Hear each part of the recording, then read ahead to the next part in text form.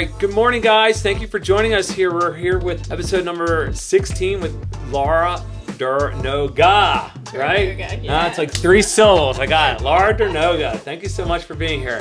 So Laura kind of recently just joined our Perry Hall office not too long ago, right? Yes. How long has it been? 6 months? Less probably, right? Yeah, a little bit less than 6 months. A little less than 6 months, yeah. I'm So kind of a newbie. Laura is famous for her social media sunset profiles, in my opinion. Right.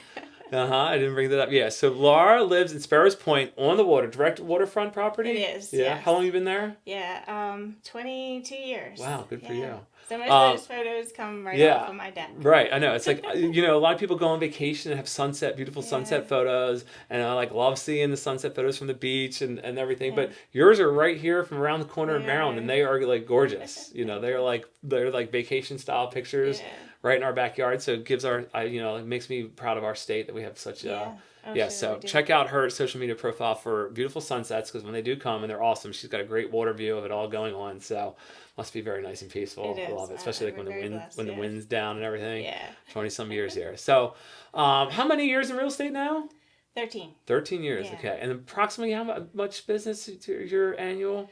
Around 10 million. Yeah, 10 million. That's incredible. So Laura is around 10 million in sales volume each year. And, one of the reasons I kind of picked different, I had to run a guys for some reason. I was doing girl guide, and now I'm kind of swinging back to girls in this loop. And one of the other things that made me stood out when I was thinking about different folks to do a podcast with, and as I said in the last one, if you guys would like to do one of these with me, please reach out and I'll put you on the list here. But you're very soft-spoken. You're very sort of a little bit more of a, would you consider yourself a little bit more of an introvert? I am. Yeah. I'm not. This is out of my comfort zone. I'm not in your face kind of person. But a lot of real estate agents are very extroverted, Yeah. So I'm sort of wanted to swing around like, a very high producing, very successful person that isn't hourly, socially going to the bars and meeting new people every single second of the day or whatever kind of thing. So I thought that'd be, interesting to sort of hear your background. So for your first sort of, previous brokerages, where did you sort of get in the business, I guess? I started out at Century 21 with Bob Hirsch. Okay. We were in Dundalk. Over in this side of town. Yeah. Okay. 5 years there. So got your sort of footing and groundwork, I guess. And then you moved on, because I know I met you when you were at Remax. Was that your next spot? I was Remax? With Luke and Tammy, who were first choice. Yep, yeah.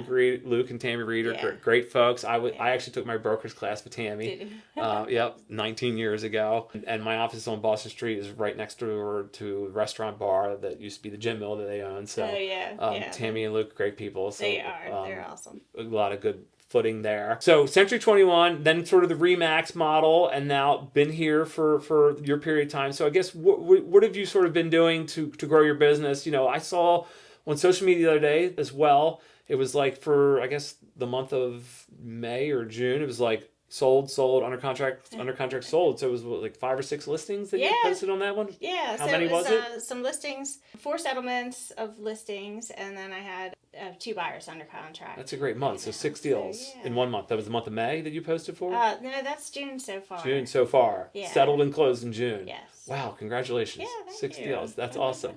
So I guess tell me what you do, I guess, to cultivate, the amount of business that you're doing. Well, really a lot of it is my sphere. I'm involved in the community somewhat.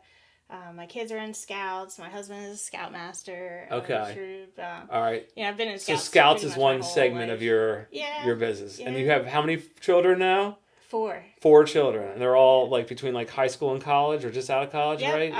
My daughter is working. She's in information systems. She graduated from UMBC. Gotcha. They were all in Scouts at one point, so that all kind of helped you. Except for my daughter, yeah. Okay, except for your daughter. Gotcha. So your husband, daughter. So that's been one big segment of your spear. Like, what other part of your spear, I guess? Well, kids were in sports. A lot of, really, I guess, around the kids. Around the meeting kids. the people in the neighborhood. And Yeah.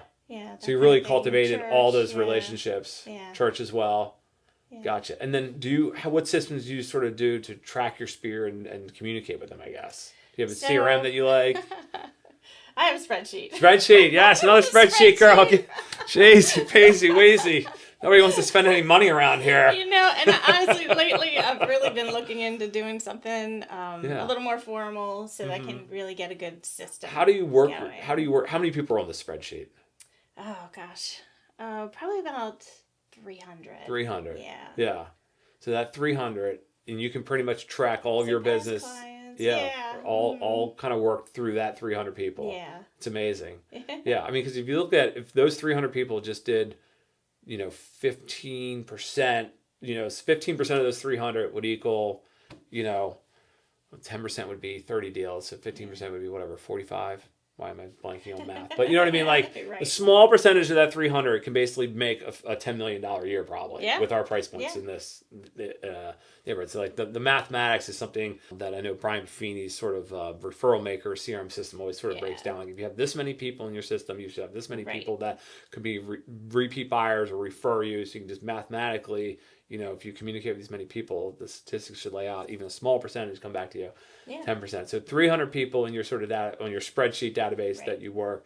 And then how do you communicate with them? So you have them on there, you have all their contact information, and what are you kind of doing to sort of stay connected with them to make sure that you're sort of top of mind when they are thinking real estate? Because obviously we all know lots of different friends have just like we have lots of different friends that are in mortgages or insurance and stuff. How do you stay sort of so top of mind that they kind of keep coming back to you or refer you, I guess? Yeah, I do use some emails. I don't do like a drip, like an automatic drip type campaign. I would like to get into that, if I can narrow down which CRM I wanted to I wanted to go with. Really, You're a lot doing of it, specified emails that you're drafting yourself? Yeah. Okay. Are you using AI at all to draft any of these emails? Or I'm starting to. Okay. So, yeah, I'm really starting to get into AI a little bit with content creation and ideas and, so that kind of thing. That's good. Yeah. But you're scripting these emails and they're sort of referencing different things that are happening in the community? Or or events. I did a holiday lights contest in my neighborhood.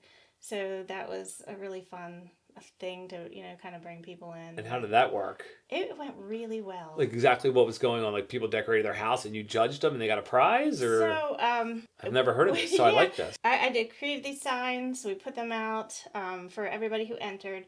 We had, we had over 40 entries.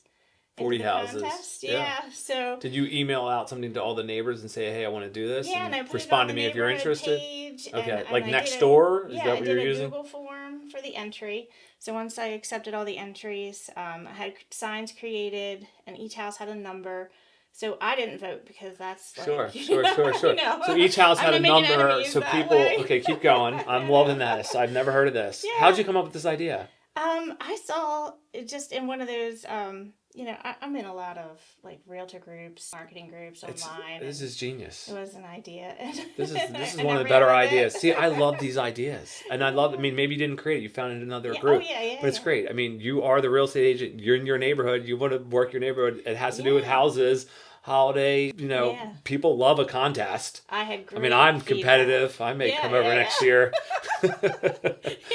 I had great feedback. We had some beautiful houses that were decorated. So you numbered the houses somehow? We numbered the houses, and then I switched the Google form. So each sign had a QR code. Okay. And we switched the Google form, or the QR code to go to the voting page. Sure.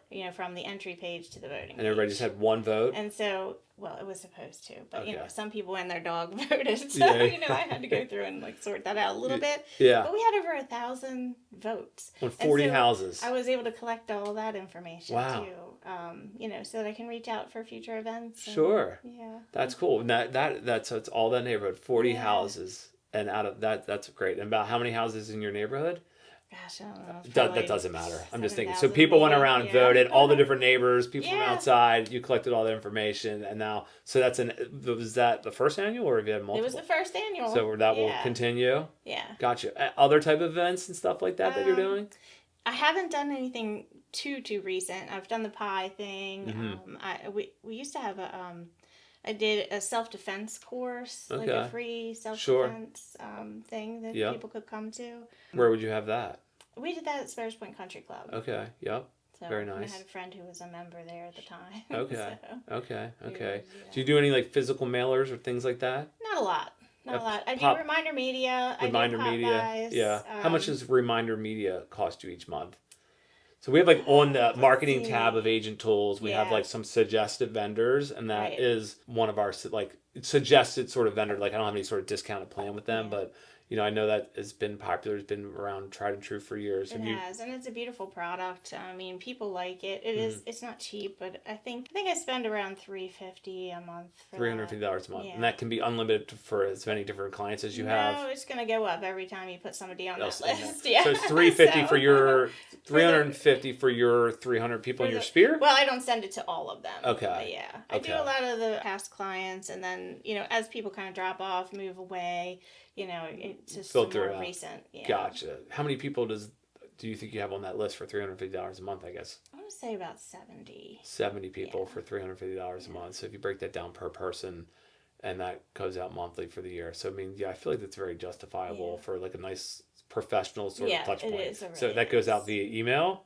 No, that's mailed to them directly. Direct mail. So that includes postage, magazine, everything customized to you. Yeah. Yeah.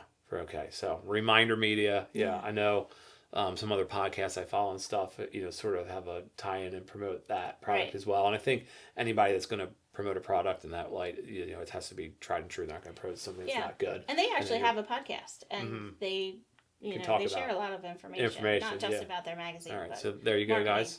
Please check that out as well. So you've been using that for how long? You've been in that program? Oh, probably about 6 or 7 years. Yeah. All right. Yeah. So again, you see value, feel like you're getting repeat client reach out and stuff. People mention it to you that they receive that and they like it. And they're not just throwing it away. And I can customize the tear outs in there. Mm-hmm. You can put your own media on the magazine. I mean, sometimes with listings, it doesn't make sense because of timing. But yeah, you can do your own ads. You can do. Yeah. And then how about your social media? So are you managing your own social media? So I do, for Facebook, I do all my own thing. Mm-hmm. I do have a marketing company that I work with, with my Instagram. They help me create some content there. And are they local or are they just online? No, they're not. It's an online. Okay. So for like your most recent post of all those, are you using Canva to create that? Actually, it's a little app called, I think it's Collage Maker. Collage Maker. Yeah. Okay. And you do that on your laptop? Right on my phone. On your phone. Yeah. Collage Maker on your phone. Yeah. Okay. And that is a free app or a paid app? It's free. Free app. Yeah. Collage Maker, free app. Yeah. So it's kind of looks like a Canva. Yeah. You kind of basically faded the pictures in the background or whatever. Right. Did the just sold and under contract, whatever it is. Gotcha. All right. So yeah, super simple. Okay. It really is. I love the different tools here. Yeah. I mean, there's a free and paid version of Canva. There's probably a free and paid version of Collage. Yeah, you can upgrade. But... Gotcha. Anything you've done that just has been a flop over the years that you're like, tried that and that was just a huge colossal waste of money? Just buying leads from various companies. Didn't work out for you. Homes.com, Realtor.com, Zillow. Yeah. I mean, I got a lot of people come through Zillow, but it was tough converting with Zillow, and they're not loyal, for the most part. Yeah. So that was... So you tried. Which is a lot of money. Yes. I think there's more organic. When you worked it out, did you make it? Did you break even? Lose money? Profitable? No, probably lost money. Lost money. More than. Yeah, and then you were sucked into a certain time period, and you had some contracts, and then they make it impossible to cancel some of them. Mm-hmm. Yeah, I feel like there's few people that are very good with the online leads. I think it's like it's to each their own, I guess. Right. I mean, some people are great with that. They the hunt and the chase and and the leads, work out for them sometimes. But I feel more times than not, most of the people that are attracted to this brokerage, you sort of, I sort of attract people here that are sort of like-minded to me. And it's these, like most people, I'm more of a relationship guy, I feel like. Yeah. And I feel like most of the agents here are relationship agents. And it's really a tried and true method that the clientele really, it's that trust of, being referred by somebody that was happy with your previous work. And then they work with you and then they want to work with you again because of the trust of the expertise of knowing all the little idiosyncrasies of the transaction and making sure that, everything's covered so they can go to work and do their day-to-day job and you can make sure everything goes through so that they can get to the table without too much stress. Exactly. Yeah. So the buy leads has always been a tough, but again, to each their own. Other things that you're kind of doing now differently that maybe that you did in the beginning of like, are you an open house person? I do some open houses. I actually recently did a broker open. Okay. Which, how did that go? Haven't done in a while. Yeah, they sort of faded with COVID. Yeah. Did the client want that more so, or did you think that was a better strategy? No, I kind of thought that it would be good to bring some people in, which it did help because I had some some of them, came in to see the house, and it shows very well, that nice waterfront. I was going to say, it's a beautiful waterfront house. It is. And it shows better than even the photography shows. Wow. So when you're there, you really get the sense of what it is. Yeah. So. Was that a spec builder build that house, or did the owners build that house themselves? They built that, but it's only 2 people living there, and they, have been really easy on it. Gotcha. Yeah, it's a beautiful house. It's like brand new. I hope we get it sold for them soon. Yeah.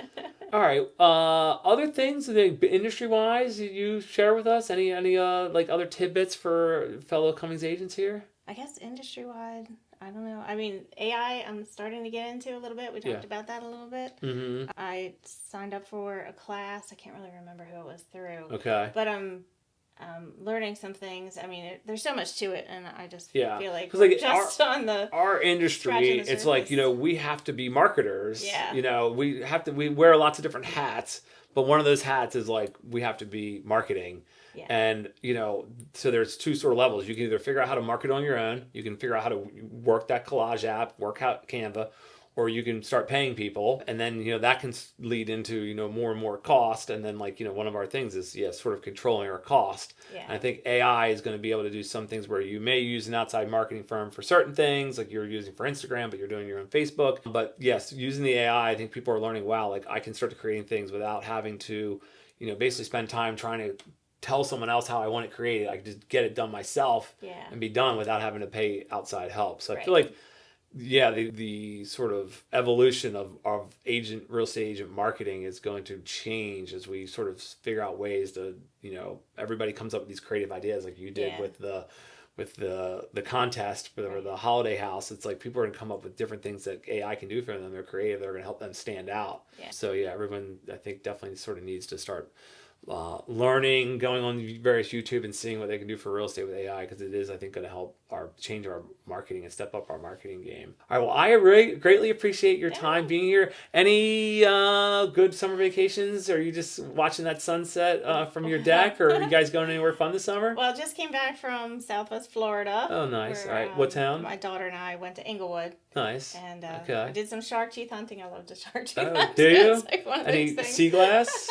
Yeah, a little bit. See us with shark tooth? Yeah. You find some good shark teeth? Lots of shark teeth, yeah. You're really? Oh my gosh. There's tons of them down there. Oh, that's cool. Any sort of fun facts, real estate or personal wise at all? Just to get people know you a little bit better? We were talking about a little bit earlier. Some people may know, but most people probably don't, that I met my husband at a Boy Scout camp. Oh my gosh. And then and your kids are really into Scouts too? Yeah. So I grew up in scouting. And then you met him, and how old was this? I was 18. I took a group of young scouts up to camp, and he was working there. Okay, and how old is he? I took his life-saving class. Was love at first sight? When I walked down to the pool, I saw him come onto the deck, and I said, I'm going to marry that guy. Are you serious? Yeah. And how old was he? Yeah, older or younger? He was 17, but we were only 18. A couple months apart. I just older 18. Woman! Look out! You saw him on the deck. Yeah. And then how'd you make the first move?